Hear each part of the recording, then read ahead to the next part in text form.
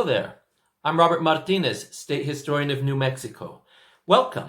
This is New Mexico History in 10 minutes. Fray Marcos de Niza headed south in 1539 after seeing a community of native people that he thought had a city of gold, and he went south to report.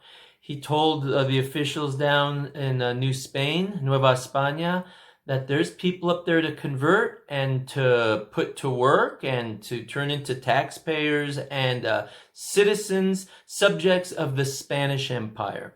He also said there's mineral wealth up there. So as you can imagine, the Spaniards are ready. They're going to mount an expedition to come up to what was then Terra Incognito, unknown land, and see what they could find. But before we get to that, I want to spend this episode talking about the Pueblo people, the first New Mexicans. These folks have been here for thousands and thousands of years already by the time the Spanish arrive in the 1500s. And they're a strong, proud people with unique cultural attributes, and they live in a fantastic place, right?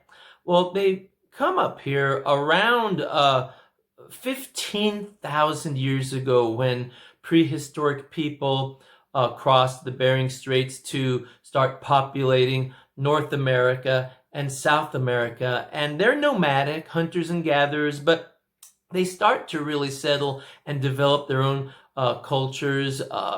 They have their Cochise people. You have the basket makers. But when it really starts to come together is around the 1300s. While Europe is going through the High Middle Ages and the Renaissance, the people of New Mexico are establishing themselves at places like Chaco and Mesa Verde.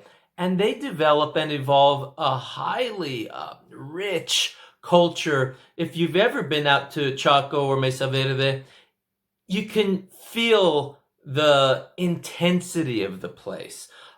These places were economic centers, dense population areas, and spiritual centers. You could tell by the massive kivas. When you're in Europe and you go into a massive cathedral, you go, wow, people worshipped here for generations and generations. Well, the same thing with these folks.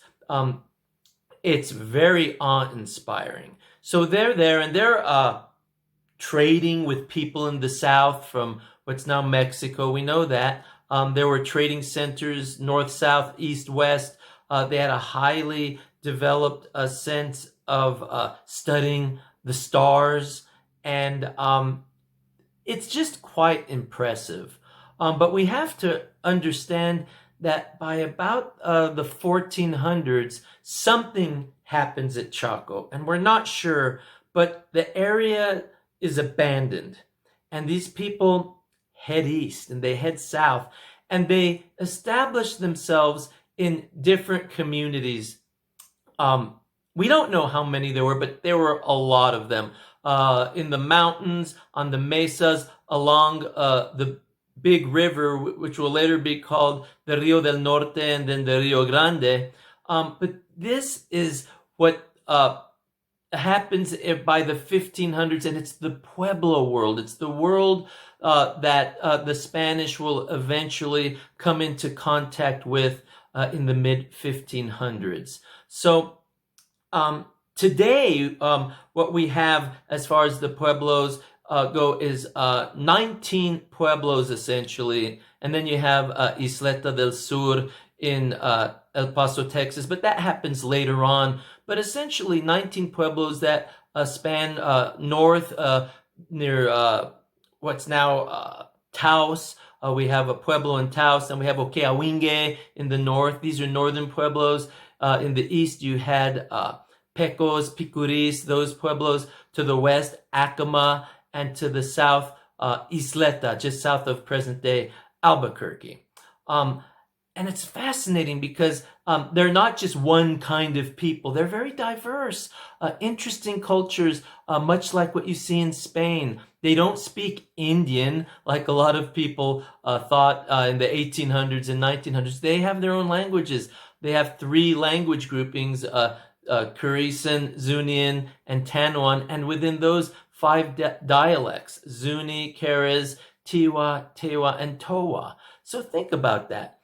It's like Spain, where people speak Spanish, yes, but they actually speak a lot of other languages like Catalan, Andalus, the Basque people speak Euskera, they speak Gallego in Galicia, of course, Portuguese in Portugal and Iberia.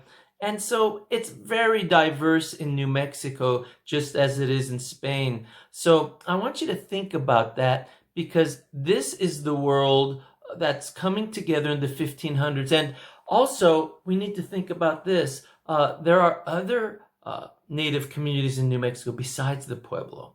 You have Apache groupings, Mescalero, Fort Sill. You have different groups. You have Navajo people. So it's a mix. And it's interesting.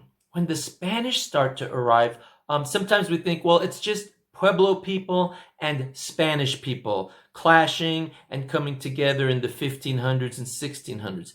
But guess what? There are also Comanche people coming at that time. Apache, Navajo, you have the Hopi up in what's now northeast Arizona. They're also part of the story.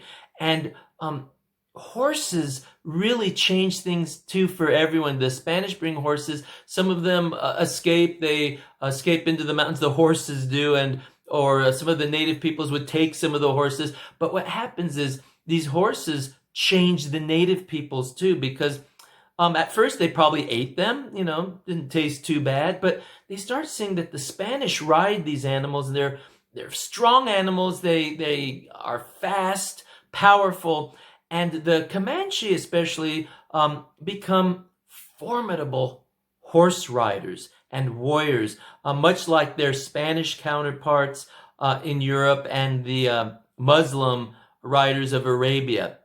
So this is what's happening. The Pueblo world is a highly developed, sedentary civilization that is starting to get encroached upon by Spanish people from the south and native groups, native nomads from the east, from the west, from all directions.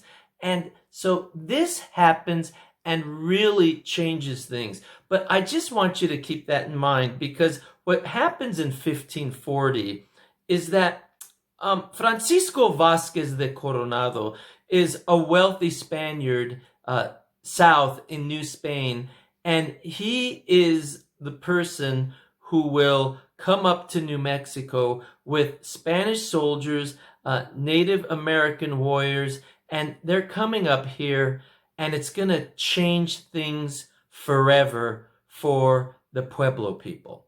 So stick around. Next episode, we're going to get into that first expedition to find wealth, human and mineral, in New Mexico for Spain's growing empire around the world. Thank you for being here. Hasta luego.